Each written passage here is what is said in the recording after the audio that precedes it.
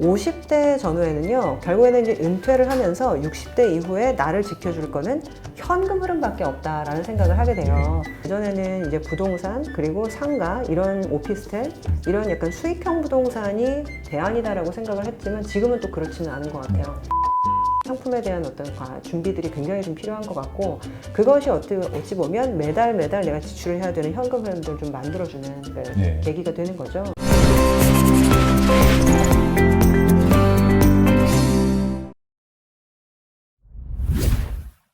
사실 또 이 워런 버핏 얘기를 하다 보니까 이 워런 버핏 유언이 생각나는데, S&P 500 지수 추종하는 인덱스 펀드의 90%, 그리고 미 국채의 10% 투자하라라는 걸 이제 유언을 남겼다고 이제 있는데, 사실 그 유언장 내용을 제가 본 건 아니어서 이게 워낙 유명한 얘기라서 일단 전달을 드리고 싶은데, 사실 이사님께서도 올해 이제 책을 하나 내셨습니다. 따라 돈 공부 절대 미루지 마라 이제 출간을 하셨는데, 책 표지부터 이제 40 넘어서 후회하고 싶지 않다면 하루라도 빨리 돈 공부를 시작해야 된다라는 이제 메시지가 있었는데, 사실 이제 40 다 아래인 자녀분들이 보기에는 뭐 굳이 지금 뭐 자기 개발하고 뭐 좋은 회사에 취업하는 게 더 목표일 것 같은데, 돈 공부를 강조하신 책을 쓰신 게 좀 궁금하거든요. 예. 이게 예. 사실은 40이 사실은 저도 이렇게 빨리 넘을 줄 몰랐어요. 제가 이제 40대 후반인데, 근데 이제 40대가 되면서 느낀 게 하나 있습니다. 나는 더 이상 젊지 않다라는 거를 앞자리가 4로 바뀌는 순간 그걸 느끼게 되거든요. 왜냐하면 사실 예전에는 야근해도 피곤하지 않고, 뭐 사실 뭐 좀 덜 먹어도 그냥 활발하게 움직일 수 있고 했는데, 뭐 피곤하고 괜히 이제 주름도 지는 것 같고. 근데 그러면서 그때부터 느끼는 게, 내가 사실은 활발하게 일할 수 있는 날이 얼마 남지 않았다. 그러면 나를 지켜줄 수 있는 거는 뭐냐? 자산이라는 생각을 하게 되거든요. 결국에는 사실 이 자산을 만들어 놓기 시작하는 어떤 시기가 이제 40대 이후인데, 그 이전에 자산 형성에 대한 준비 작업을 하는 것이 사실 20, 30대거든요. 느껴서 그때부터 시작하면 조금 늦어요. 근데 오히려 20, 30대부터 사실은 내가 자산 형성을 하기 위한 준비 작업을 지금부터 해야 되겠구나라고 생각을 하고서 그 다음에 40대를 맞으면 좀 더 편안합니다.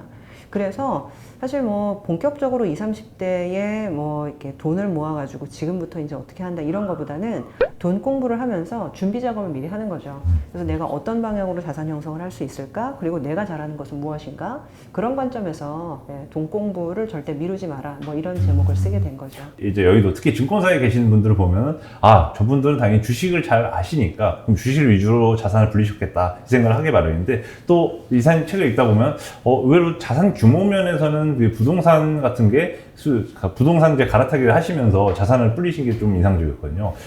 그렇게 증권사에 다니시면서도 어떻게 부동산을 또 적극적으로 활용하신 뭐 배경이나 이런 이 비결이 있을까요? 네. 근데 이게요, 저도 자산 배분을 하지만은 자산 간의 변동성이라는 게 있습니다. 예를 들면 이제 뭐 리스크 앤 리턴 프로파일이라고 보통 얘기를 하는데, 주식은 기대 수익률은 굉장히 높아요. 뭐 코인은 더 높겠지만. 근데 중요한 거는 기대 수익률이 높은 자산은 변동성도 엄청 크거든요. 그렇기 때문에 변동성이 크다는 얘기는 잃을 수도 있고 벌 수도 있지만 정말 크게 잃을 수도 있다. 뭐 약간 이런 얘기거든요. 근데 중요한 거는 이제 코인이나 사실은 주식은 하이 리스크 하이 리턴. 근데 어떻게 보면 채권 자산이나 이제 부동산 자산으로 갈수록 리턴은 약간 낮지만 그만큼 변동성도 낮다라는 자산의 특징이 좀 있거든요. 그렇기 때문에 우리가 사실은 이제 20대, 30대, 40대, 50대 인생 계획을 세우면서 사실상 점차 나이가 들어가면서 로우 리턴 내지는 이제 미들 리턴 이런 자산들의 비중을 늘려가야 돼요. 그리고 어찌 보면 하이 리턴에서 돈을 벌면 이것들을 미들 리턴이나 로우 리턴의 자산으로 옮겨가는 과정들을 좀 시행을 해야 되거든요. 근데 일반적으로는 하이 리턴에서 돈을 벌면 이 자산의 수익률이 계속 될 거라고 생각을 하고서 계속 거기에서 또 투자를 하시다가 결국에는 변동성 장세에서 돈을 잃으시는 경우가 상당히 많거든요. 그래서 어찌 보면 이 주식이든 부동산이든 채권이든 다양한 어떤 금융자산에 대해서 특성을 이해하고 그것들을 이제 자산을 분산하는 그런 어떤 이해 과정을 거치는 게 아주 중요하다. 저는 그렇게 보고 있습니다. 이사님께서 그럼 말씀하신 대로 뭔가 20, 30대 분들이 이제 재테크 계획을 세우자고 하면 어차피 집은 없고 그러면 주식으로 집값은 너무 또 이제 서울 평균이 뭐 10억대 정도 하니까요. 그러면 10억을 벌려면 주식이나 코인으로 한번 크게 튀기는 것밖에 답이 없다. 뭐 이런 생각을 하시는 분들도 있는 것 같아요. 그러다 보니까 좀 더 좀 투기적으로 아니면 테마주나 뭐 이런 아니면 알트코인 이런 거에 좀 접근하시는 분들이 많은데 또 이런 거에 접근하는 젊은이들에게도 또 이사님께서 하실 수 있는 말씀이 있을 것 같아서요. 네. 예. 근데 사실은 저는 그런 자산에 투자하는 것 자체는 절대 반대하지 않아요. 그러니까 모든 자산은 사실 특성이 있고 그 특성을 잘 활용하면 분명히 돈을 벌 수 있다라고 생각을 하거든요. 근데 일반적으로 제 주변을 보게 되면 보통은 그런 자산에 투자하는 자금은 다 월급에서 나오거든요. 그래서 이제 매달 정말 30만 원이든 50만 원이든 정말 쓰고 싶은 거, 뭐 내지는 여행 가고 싶은 거 아껴서 종잣돈을 모아요. 근데 그 종잣돈을 사실은 이런 하이 리턴, 하이 리스크 자산에 그냥 몰빵, 소위 몰빵을 하게 되면 결과적으로 잃을 수도 있고 벌 수도 있지만은 결국에는 이제 잃는 경우가 상당히 좀 많은 거죠. 그렇게 되면 정말 내가 모았던 이 알토라 같은 종잣돈이 하루아침에 사라지는 경험을 하게 됩니다. 그러면 새로 모아야 돼요. 그렇기 때문에 사실상 이런 어떤 자산의 투자 비중을 어느 정도 조절할 것인가에 대한 본인이 스스로 감을 갖고 있어야 되는 부분이 있고, 그리고 이제 가장 중요한 것은 내가 이제 벌고 있는 일하면서 들어오는 이제 월급에 따른 어떤 현금 흐름, 이 현금 흐름을 또 시기적으로 어떻게 배분할 것인가, 이런 부분에 대한 감도 굉장히 좀 중요하거든요.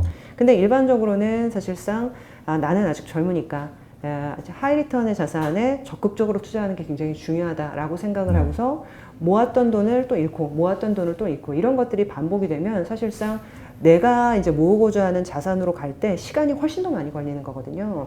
그래서 어찌 보면 뭐 뒤에서도 말씀을 드리겠지만은 싸게 사는 게 굉장히 중요하다. 이거는 워렌 버핏도 피터 린치도 모두 다 하는 얘기인데 싸게 산다. 그리고 두 번째는 잃지 않는 게 굉장히 중요하다. 네. 그런 얘기를 굉장히 많이 하는데, 그래서 이제 어찌 보면 이런 위험 자산에 투자할 때는 이 타이밍과 내지는 이제 배분 전략들을 적절하게 안배하는 것이 굉장히 좀 중요하기 때문에 그런 부분들을 조금 더 강조해서 말씀을 드리고 싶어요. 보통 이제 그러면 시점과 또 자금의 분산도 중요하다는 점을 말씀 주셨는데, 사실 그런 차원에서 항상 교과서적으로 이제 거론되는 재테크 전략이 그냥 S&P 500 ETF를 매월 뭐 100만 원이든 50만 원이든 꾸준히 사모을 것, 그냥 대신에 상승과 하락은 뭐 예측하지 말 것, 이런 전략이 많이 소개되는데, 끊임없이 사람들은 그래도 단타 내지는 테마주, 단시간에 그래도 2배, 3배 불어날 수 있는 종목을 찾게 되는데요. 예, 그런 점에서 봤을 때 뭔가 이 2030 분들을 위해서 좀 조언 같은 걸 해주실 수 있을까요? 사실 가장 교과서적이긴 하지만 미국 시장 이외에는 사실상 그 전략이 통하지 않았던 게 사실이긴 하거든요.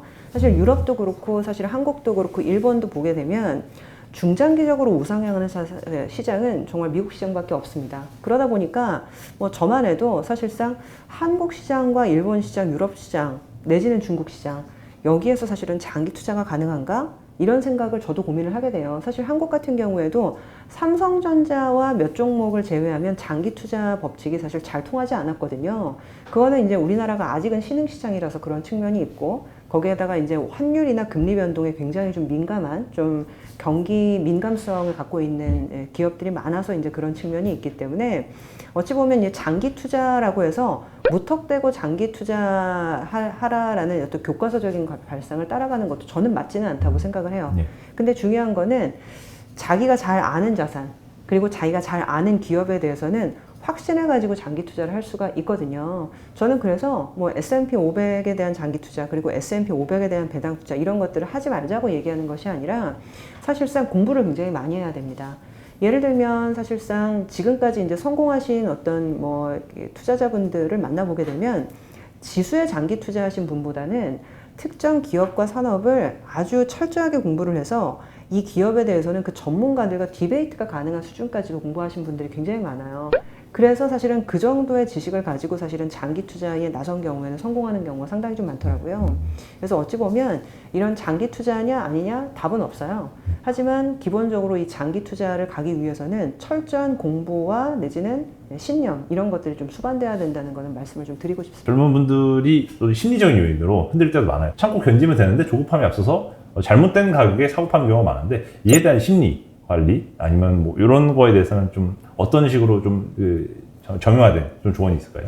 네, 예. 근데 그냥 이게 되게 교과서적이라서 뻔한 얘기긴 한데 아시겠지만 10% 손실을 보면 그거를 복구하기 위해서는 11%의 돈을 벌어야 되잖아요.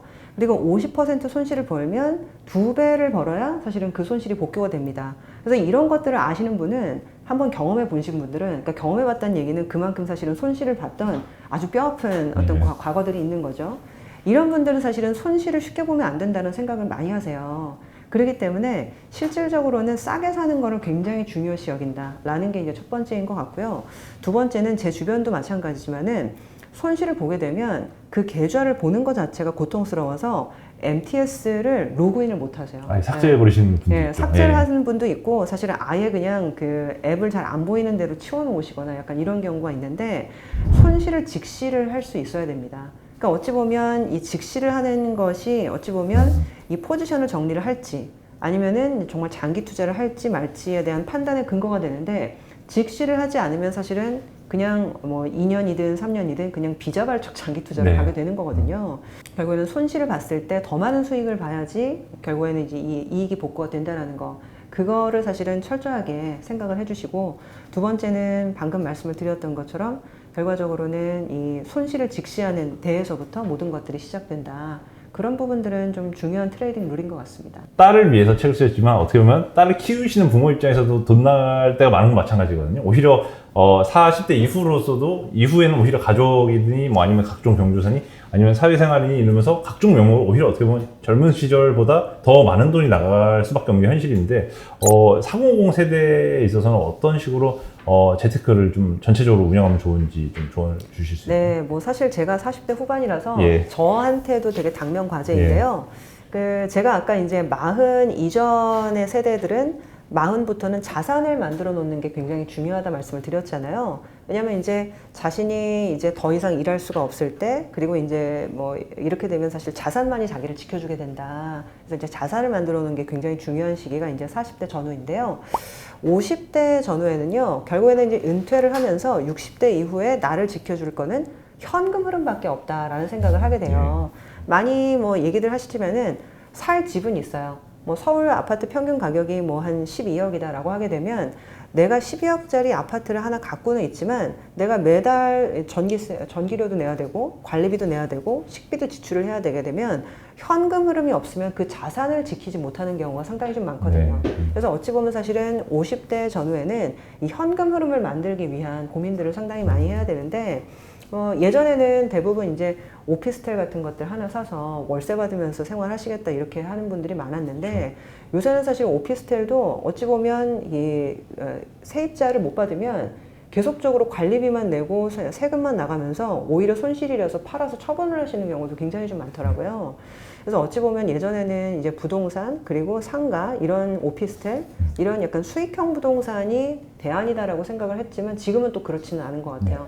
그래서 어찌 보면 이제 퇴직연금에 대한 준비, 그리고 이제 국민연금도 이제 많이들 가입을 하시게 되겠지만, 이런 연금성 어떤 상품에 대한 어떤 준비들이 굉장히 좀 필요한 것 같고, 그것이 어찌 보면 매달 내가 지출을 해야 되는 현금 흐름들을 좀 만들어주는 계기가 되는 거죠. 그래서 이제 50대 이후의 분들은 사실은 이런 현금 흐름에 대한 고민을 좀 많이 하셔야 되고, 그런 관점에서 사실은 금융상품에 대한 어떤 고민들도 좀 필요할 것 같다 생각을 해봅니다. 평생 가져갈 만한 투자 철학도 말씀 주셨는데 마지막으로 저희 시청자분들께 한 말씀 부탁드려도 될까요? 네, 이제 입추가 지나서요, 뭐 조금 서늘해지는 어떤 시기로 접어들고 있는데, 상반기 시장이 굉장히 좋았습니다. 뭐 주식, 부동산 모든 자산에서 돈 버신 분들도 굉장히 좀 많이 나왔는데, 근데 이제 하반기 같은 경우에는 아까 말씀을 드렸던 대로 금리 요인, 그리고 물가 요인 이런 부분들이 좀 바뀌는 시기로 좀 들어가고 있기 때문에 어찌 보면 사실은 상승과 하락에 대한 리스크를 균형적으로 관리해야 되는 시점들로 좀 들어가고 있는 것 같습니다. 그래서 오히려 이럴 때는 지금 현재 당장의 어떤 투자 인사이트보다는 내년도, 결국 2024년도에 어떤 일들이 벌어질 거고 2024년도에는 이제 어떤 업종과 어떤 자산이 좋아질지 지금은 다시 공부해야 되는 시기로 지금 가고 있다라고 저는 보고 있거든요. 그래서 연말에 다시 2024년도 전망에 대해서 저도 공부 많이 해서 찾아오도록 하겠습니다. 네, 그때 다시 연말을 앞두고 이제 내년도 전망이죠. 2024년도 전망도 한번 이사님께 여쭤보는 시간 가져보도록 하겠습니다. 지금까지 자이언트TV의 안홍성 기자였습니다. 연말에 다시 한번 이사님 모시고 찾아뵙도록 하겠습니다. 감사합니다.